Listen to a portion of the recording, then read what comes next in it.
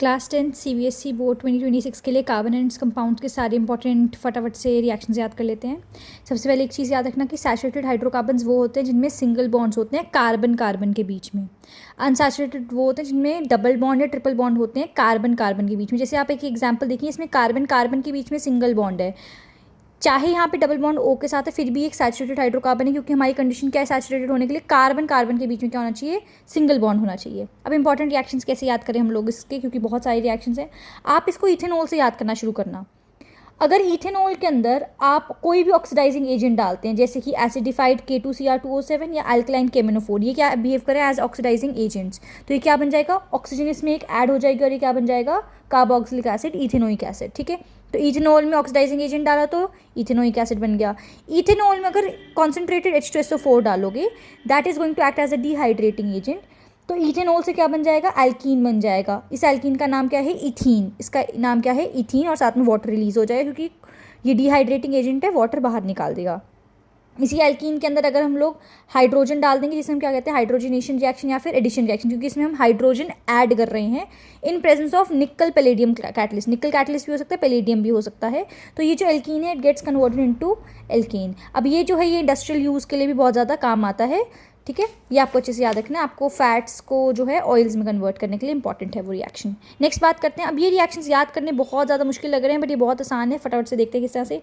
हमने इथेनॉल से पहले स्टार्ट किया था, इसमें भी इथेनॉल से स्टार्ट करते हैं। अगर इथेनॉल में सोडियम डाल दिया तो कुछ नहीं होगा, ये हाइड्रोजन हटके यहाँ पर क्या लग जाएगा, सोडियम लग जाएगा, तो ये सोडियम इथॉक्साइड बन जाएगा। इन केस अगर ये आप O के ऊपर नेगेटिव और Na के ऊपर पॉजिटिव नहीं डालते, तो आप इसको सोडियम इथैनोएट या सोडियम एसीटेट के नाम से भी याद करते हैं। याद रखना, आपने हाइड्रोजन गैस इसमें बाहर निकालनी है। आगे चलते हैं इथेनॉल तक के रिएक्शन से। अब ethanoic acid reactions. Ethanoic acid के रिएक्शंस बहुत ज़्यादा आसान है। किस तरह से, ये इथेनोइक एसिड में चाहे आप एक एल्कली डालो जो कि एक बेस है, जैसे आप एसिड के अंदर बेस डालोगे तो क्या होगा हमारे पास, न्यूट्रलाइजेशन रिएक्शन।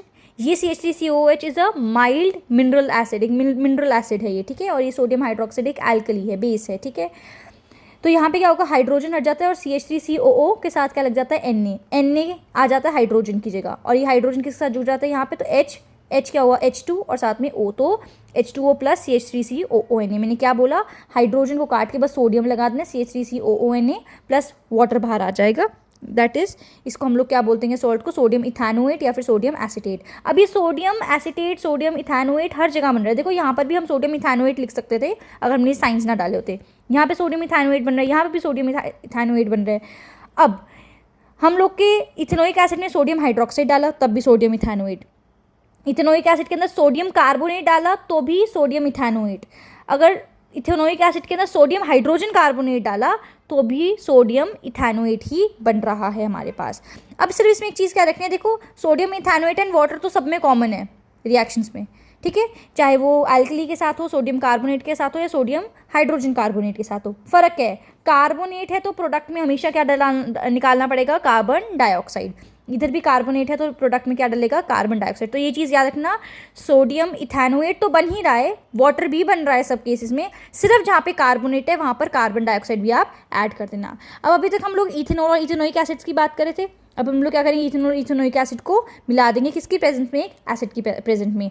एसिड क्या कर रहा है, डिहाइड्रेटिंग एजेंट के काम। तो जहाँ पर भी रिएक्शन में बच्चे आपको एसिड दिखेगा ना, आपने कुछ नहीं करना, आपने क्या करना है, वहाँ पर वाटर बाहर रिलीज कर दो। तो हमने वाटर बाहर रिलीज कर दिया, चलो ठीक है, वाटर बाहर निकल गया।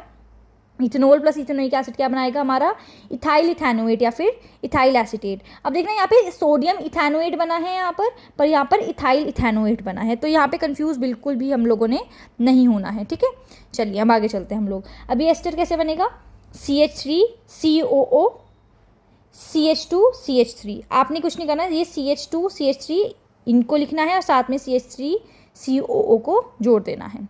तो क्या बन गया, CH3 ये वाला COO, ये पूरा लिखा हम लोगों ने, और साथ में क्या जोड़ दिया, CH2CH3। बचा क्या अब हमारे पास, ये OH बचा और साथ में एक हाइड्रोजन, दो हाइड्रोजन क्या बन गया मिलके H2 और एक ऑक्सीजन आ गया तो वाटर। ठीक है, इसको हम लोग क्या बोलते हैं, एस्टेरिफिकेशन रिएक्शन। क्या बोलते हैं, एस्टेरिफिकेशन रिएक्शन। प्लीज़ ध्यान से सुनना, हमने कुछ नहीं किया, एसिड डाला तो वाटर निकाल दे, एक हाइड्रोजन यहाँ से निकाला, एक हाइड्रोजन यहाँ से, H2 और एक O, तो हमारे पास क्या बचा, CH3COO और साथ में इसको जोड़ दिया CH2CH3 के साथ में। ठीक है, तो ये हमारा रिएक्शन हो गया। नेक्स्ट है हम लोगों का ये इसको हम कहते हैं स्टेरिफिकेशन रिएक्शन। क्या बना है ester. Ester is a sweet smelling compound. Sweet smelling compound ये परफ्यूम्स में यूज़ होता है, फ्लेवरिंग एजेंट्स के अंदर भी ये यूज़ होता है। अब इसी एस्टर को, जो ये खुशबू आ रही है इतनी अच्छी हम लोगों को, तो हम लोग को इस खुशबू को इसमें यूज़ करना है सोप फैक्ट्री में। तो क्या बनाना है हमें, सोप बनाना है। ठीक है, तो ये भी ध्यान रखना है आपको। अब ये चीज़ बहुत ध्यान रखना अच्छे से, अगर हम इस एस्टर को, इसी एस्टर को किसके साथ रिएक्ट करा देते हैं, अब बेस के साथ। अभी हमने क्या करा, एसिड का यूज़ किया। अगर हम इसको एस्टर को बेस के साथ रिएक्ट करा देते हैं तो हमारे पास क्या बन जाता है, वापस अल्कोहल बन जाता है। तो ये एक बहुत की पॉइंट है कि अगर हमें वापस क्या लेकर आना है, अल्कोहल बनाकर लेकर आना है, तो हम क्या करेंगे, उसको एक बेस या अल्कली के साथ, NaOH के साथ ट्रीट कर देंगे। फिर से क्या बन रहा है, CH3COONA, that is sodium ethanoate, और साथ में हमारे पास अल्कोहल दैट इज इथेनॉल वापस आ गया। अब क्योंकि हम लोगों ने ये क्या बनाया, CH3COONA, ये क्या है, हमारा सोप का फॉर्मूला है, तो इसको हम क्या बोलते हैं, सपोनिफिकेशन रिएक्शन। ये दोनों रिएक्शंस बहुत ज़्यादा इंपॉर्टेंट है। देखिए कार्बन कंपाउंड से कोई ना कोई क्वेश्चन रिएक्शन तो 100% पेपर में आना ही आना है, और बहुत अच्छे मार्क्स का, बड़ी अच्छे नंबर का ये क्वेश्चन आएगा ही आएगा। तो इस शीट को, इस वीडियो को अच्छे से प्रिपेयर कर लेना। एक है हमारे पास सब्स्टिट्यूशन रिएक्शन, उसमें क्या होता है, CH4, 4 कार्बन होते हैं, 4 में से पहले एक कार्बन होता है, 4 हाइड्रोजन होते हैं। एक हाइड्रोजन की जगह क्या लग जाएगा, क्लोरीन, फिर दूसरे की जगह क्लोरीन, फिर तीसरे की जगह क्लोरीन। तो आपको इतना सिंपल याद रखना कि ये इस तरह से होता है कि ये 4 हाइड्रोजन लगे होते हैं यहाँ पर, ठीक है ना। पहले एक की जगह क्लोरीन, फिर दूसरी की जगह क्लोरीन, फिर तीसरे की जगह, फिर चौथे की जगह। तो ये रिएक्शन ना कॉन्टिन्यूसली चलता रहता है, ये ध्यान रखना है, ये यहीं पे खत्म नहीं होगा रिएक्शन। ये रिएक्शन चलता रहेगा, चलता रहेगा, चलता रहेगा। कब तक, जहाँ पे यहाँ भी क्लोरीन आए, यहाँ भी और यहाँ पे भी क्लोरीन आ जाए। तो क्या आंसर आ जाएगा, CCl4 + HCl बन जाएगा उस केस में, ठीक है जी। अब लास्ट है कंबस्शन रिएक्शन, बहुत आसान रिएक्शन। कोई भी हाइड्रोकार्बन हो, मैं तुम्हें इथेनॉल दे दूँ, इथेनोइक एसिड दे दूँ, एल्केन दे दूँ, एल्कीन दे दूँ, एल्काइन दे दूँ, इथीन दे दूँ, मीथेन दे दूँ, कुछ भी दे दूँ, अगर मैं उसको ऑक्सीजन या कि एयर की जगह, ऑक्सीजन की जगह कभी कभी एयर भी लिखा जाता है, तो एयर की प्रेजेंस में, ऑक्सीजन की प्रेजेंस में अगर मैं इसे हीट कर देती हूँ तो हमेशा हमेशा हमेशा क्या निकलेगा, carbon dioxide, water and energy. Energy किस फॉर्म में होगी, हीट एंड लाइट।